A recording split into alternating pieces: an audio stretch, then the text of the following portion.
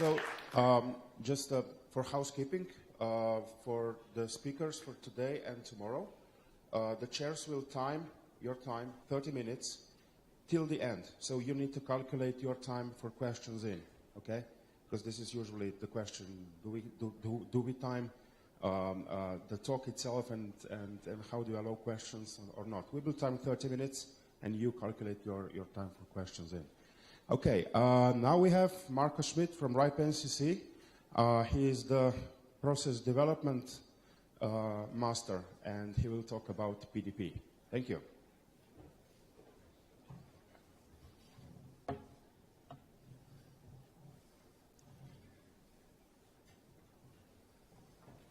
Yeah, there we go. Yes, good afternoon, everyone. My name is Marco Schmidt. I work for the RIPE NCC as the Policy Development Officer. And today I would like to tell you a little bit more about policy development. It was already mentioned a couple of times by Hans-Peter, but I would like to tell you actually why it's time to join actually. And policy development. Maybe to some of you this term might sound a little bit bureaucratic, a bit complicated, not so exciting. But if you just will bear with me for 15 minutes or so, I hope that I can convince you that's actually something not so complicated and very important for your business, for your organization. What is the policy development actually? It was mentioned a couple of times by Hans-Peter, but it's important. I would like to highlight again that everything that happened in our region, how the internet resources are distributed by the RIPE NCC, is based on policies. Also, several services that the RIPE NCC provides to you as members or even as the community is based on policies. And even the way how you have to use the resources, it is also based on policies. You also have to follow those policies. Good news is these policies are not written in stone. They can be changed. So if something is not working so well, could be done better, time has changed, then the policy also can be changed, can be developed, new policies can be made. And it was already mentioned, it can be done by people like you. Everyone can participate on this process. So you don't have to be a member of the RIPE NCC. You don't have to be an ISP. You don't even have to be based in our service region. As soon as you have an interest in the development of the internet, you can participate on that process. And it's not difficult. The whole policy development is done in working groups. Address policy was already mentioned, which is one of the main ones to change policies, but also NCC services. There are sometimes proposals discussed. And it follows a bottom-up process. It is open for everyone. It's transparent. And it follows a consensus-based approach. So it's not about voting, it's not about a majority, it's not about that maybe some big ISPs have a stronger vote or voice. Everybody is equal, and it's then looked at that the community as the whole finds a consensus on a proposal. And such policy changes are usually also discussed at the RIPE meetings in the Address Policy Working Group sessions, also other working group sessions. But most important it is to know that everything relevant happens at the mailing list. So there the discussion is taking place, and also there the consensus, all the decisions are taken. I just want to very quickly explain you how actually this process works, but I will not bother you too much with details. Somebody has an idea how something can be done better. Well, he writes a proposal, he publishes it on the mailing list. I usually help a little bit to put it in the right format, and then people can give their input on it. They give their feedback, they like it, they don't like it, or they like it, the idea, but they would like to do something a bit different. And at the end of this phase, the proposer decides what happened next. Was there enough support? Was there enough positive feedback? And then he decides to push it forward to the next phase. And at that moment, the RIPE NCC has a look into the proposal, a closer look, and creates an impact analysis. What is that? An impact analysis basically tells to the community if this proposal will become a policy, that would be the consequences. What would be the result of it? And then it enters the review phase with this additional information, and people give again their feedback and their support or their opposition and recommendations. At the end of this phase, the working group chairs review all the input, all the feedback that was given, and decide if there's enough support to declare rough consensus. And if yes, they push it to the next and final phase, which is the last call, which is basically just to give the opportunity to everyone who has missed previous phases to stand up and give their opinion. And then, if this is still confirmed, the proposal is accepted, and it will be implemented by the RIPE NCC, and from this moment, everyone in our region has to follow that policies. So far, that's maybe all a little bit theoretically, and I would like to give you a real-life example that is of a proposal that is going on right now, because this maybe makes it better to understand for you. It's a proposal 2014-03, the removing of multi-homing requirement for AS numbers. The proposals always get a unique number, which is the year when it was first published and the number when it's coming in. And first I would maybe like to ask a question into the room. Who of you works for a company, an organization who has an AS number, an autonomous system number? If you maybe just could lift your hand. Yeah, quite many of you. And maybe even some of your organizations plan to request a new number, a new autonomous system number, or an additional one. So then this might be quite interesting, this proposal, because right now, in order to get from the RIPE NCC an AS number, you need to be multi-homed. You need to have at least 2 upstream providers or 2 peering partners in order to that the RIPE NCC will say, yes, that's enough, here you get your AS number. The proposers of this proposal actually want to change that. They think, why is this requirement? Why not allow to give an AS number for any need that an organization might have that cannot satisfied with an existing AS number? They also propose that the RIPE NCC is not evaluating this request anymore, that it's just recording. So the proposal says, hey, I need an AS, here you go, you get one. To avoid some stockpiling, the proposal also would introduce a limit that you can get 1,000 AS numbers per organization. And 16-bit AS numbers actually still must be multi-homed after 9 months. And the reason for that is that the RIPE NCC has not so many 16-bit AS numbers left, and to avoid a little bit some stockpiling, because you have to fulfill this requirement after 9 months. And this proposal is discussed since quite a while on the mailing list. It got revised, it got a new version, and it received quite some feedback. Several people, quite a lot of people liked this proposal. They found it good for these reasons that I mentioned here, that it's good that the decision is now by the requester, not the RIPE NCC has to say anything anymore. It's better, it would make it more easy to request an AS number. You can get it for any need. You're not tied to this multi-homing requirement. And it also would improve the accuracy of the RIPE database.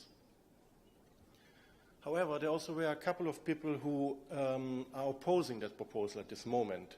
And their reasoning is that they don't like that this decision is by the requester. They think it's probably better if the RIPE NCC has something to say, some evaluation, some final word.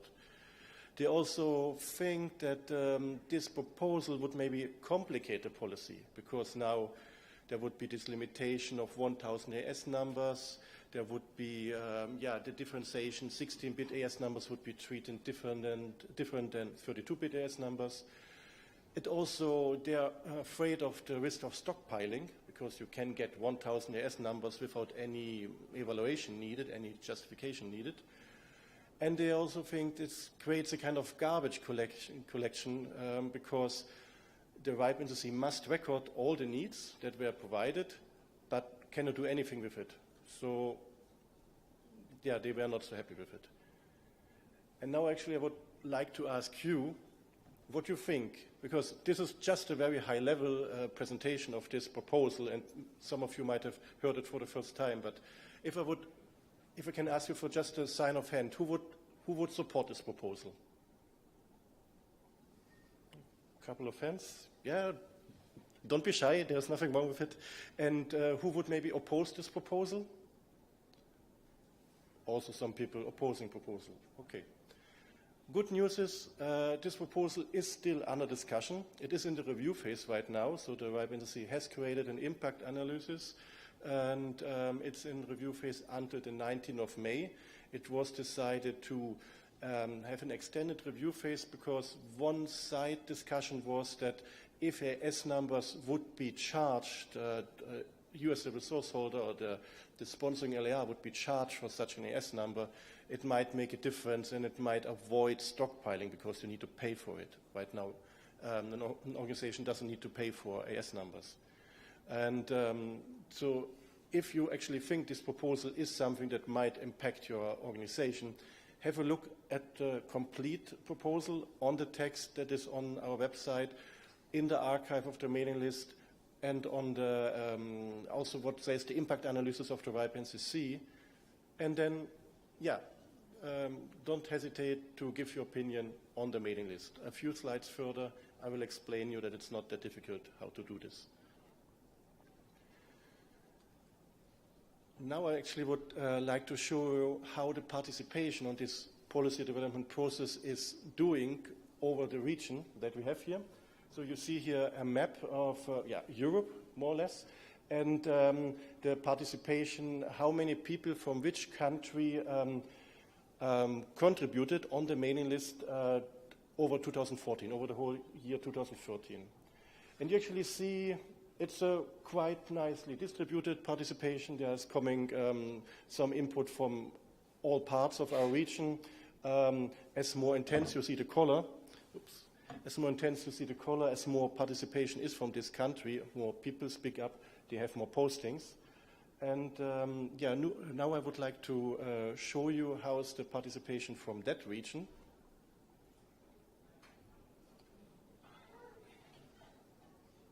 And well, so right, there is not much right now, so you're missing an opportunity, I have to say. You're missing an opportunity of participation there, because every region, you as the network providers, you as the internet users, providers in that country, you know your requirements. And so do the people from Germany, from Norway, that have a stronger participation on that mailing list. And, but your requirements might be quite differently. So if you don't speak up on such process, your voice obviously is not heard. So if I'm going back to this example of these AS numbers, I don't know exactly how the requirements are here, but maybe it's not so easy to get two upstream providers. Still, maybe the one upstream provider always requests from you to have an AS number, a public AS number. If this would be the case, this proposal would be actually make life more easy for you. On the other hand, maybe here until now it's not so easy to route address space with 32-bit AS numbers. Then this proposal might maybe not be so in your favor because it might lead to a faster depletion of the 16-bit AS pool, of which the RIPE NCC has not so much left.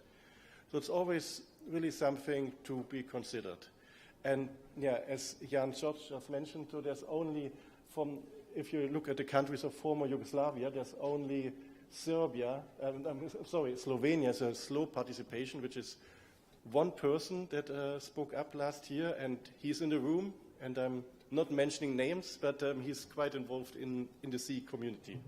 And hopefully you can join this person if you find any proposal that is relevant for your business, because that's what it's all about. So I really would like to invite you that maybe next year at the next SEE meeting, these colors have been changed. And there is actually still some more proposals where you can give your feedback if these proposals might be relevant for your business, might be relevant for your imagination how the internet should develop. We have right now two ongoing proposals. One is the alignment of transfer requirements for IPv4 allocations. Maybe some of you know that it is possible to transfer IPv4 between members of the RIPE NCC. And if this happens, this allocation you have to keep for 24 months. And this is mainly done to avoid some speculation, that you buy something and you immediately try to sell it. However, also the RIPE NCC still has some address space. Each member has the right to get a /22 IPv4 allocation from the RIPE NCC. And for this /22 allocation, there's no holding period. You can transfer it immediately.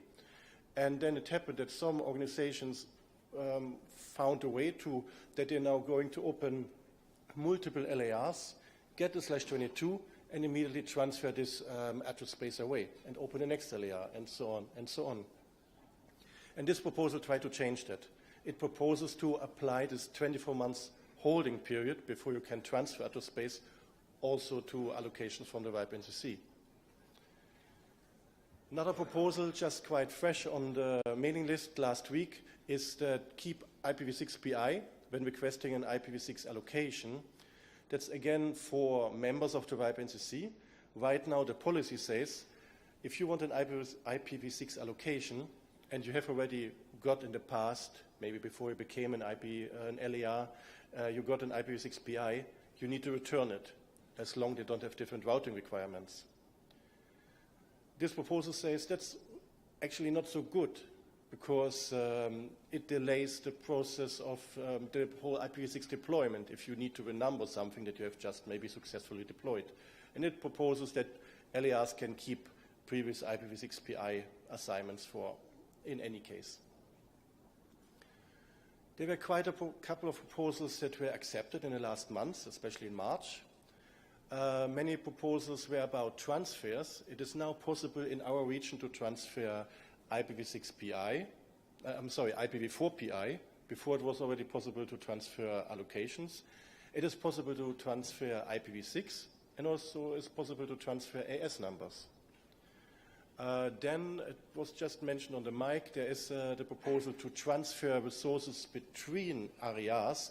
This proposal also was accepted, and right now the RIPE NCC is implementing that proposal, so it's not possible yet, but the policy has changed, and once it's implemented, it would be possible to transfer resources, mainly IPv4, from and to our region from other regions that have a similar policy, like, for example, ARIAN.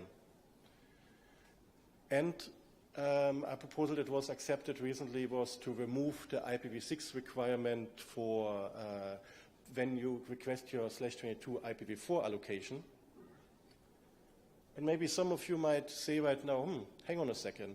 I listen all the time, IPv6 is so important, IPv6 is the future, why this requirement was removed. And it is a little bit like the original idea of this policy was, you want to get the last chunk of IPv4, you need to get IPv6 in order to start working with it. Somebody described it a little bit like, you want to have the candy, the IPv4, you need to eat the vegetable, the IPv6, in order to get it. However, the RIPE community said, well, we are all adults, we are all grown up, we know if we only want to live from candy, so if you want to live from something healthy. So let's remove this requirement. You can get your IPv4 allocation without having IPv6, but especially the RIPE NCC will continue to make sure and to promote the importance of IPv6 and IPv6 deployment. So we will keep on telling you, you have to eat your vegetables, for that you will be healthy, so you have to get your IPv6, for that your business is growing fine in the future. Just on Monday, we had an IPv6 training course here, just yesterday, and explained a little bit how IPv6 works, and we do a lot more activity around it. So your IPv6 is still necessary for your future growth. Okay, so I hope that now I raised a little bit your interest, your curiosity about ongoing policy proposals. And what next? Well, important is that you get informed. There's on our website, you can find all the policy proposals. There's also, I will provide a link in this presentation, where you can see the actual proposal, what would be the change, what is the motivation, what are the arguments that are in favor or against that proposal. And also, it has the impact analysis that is quite useful to read sometimes. Because let's talk about, again, this 2014-03, the requirements for AS numbers. The idea there is for the 16-bit AS numbers to have a 9 months multi-homing requirement after 9 months.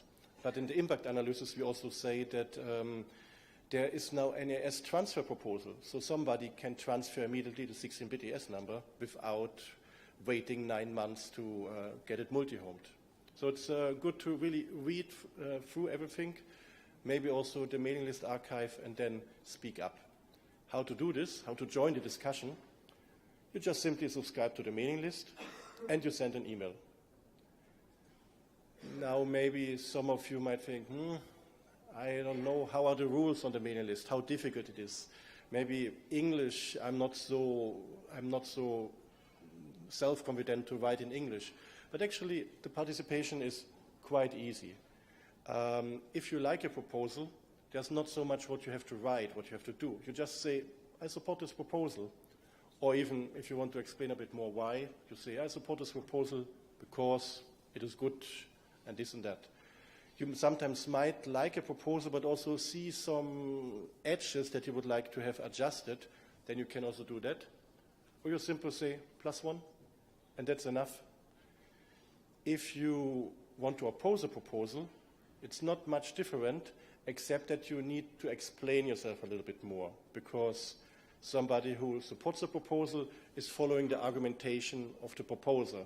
Somebody who says against the proposal should have an argumentation for his opposition. So he can say, oh, I oppose that proposal because he might maybe think, okay, right now I don't like it, but it might be changing in the future. So right now, as the proposal stands, I oppose it.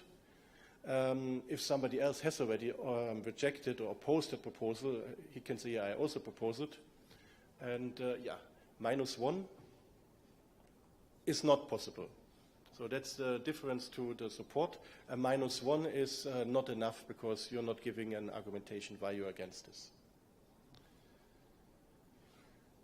I mentioned it before, discussions about policies and proposals are done on RIPE meetings. It's a good place to meet other people, meet a proposer to discuss in person with these people. Next one is coming up very soon. It's just around 3 weeks away. If you cannot attend in person, it's always possible to do a remote participation. There's also web stream. There also will be a chat service that you can give your questions, your opinion via chat. And if you will not make it to the Amsterdam meeting, then it might be interesting for you to know that the next one, RIPE 71, is actually just around the corner. It will be in Romania, in Bucharest. And I honestly hope to see you latest there. It would be very nice. And this brings me almost at the end of my presentation. I hope that now this term policy development is a bit more clear to you, a bit more interesting, and that I have awakened your interest on it. And I would like to close my presentation with some hopefully useful information. I will be around here for the whole meeting, so if you want to know a little bit more about ongoing proposals, how the process works, even you might have an idea for an own policy proposal, just grab me in one of the breaks and I'm happy to help you further. You always can, of course, send me an email, pdo@ripe.net. And of course, I'm always happy for some new followers on my Twitter account. There you always will be updated about the latest developments on policy proposals in our region. But I also will try to give you a global update. What's going on in the other regions? What is going on policy-wise everywhere? So I'm happy for every new follower. Don't hesitate to follow me. And these are the these are the links that I mentioned before. This presentation also is available for download, so you don't have to write it down. The first link is about where you can find all those policy proposals. The second one is the link for the Address Policy Working Group. And the last one is the link to this card, this map that I have showed you, because it's an interactive map, so you can even click on each country and you see how many participants have been in from that country with how many postings. And this is the end of my presentation. I'm happy to take any questions.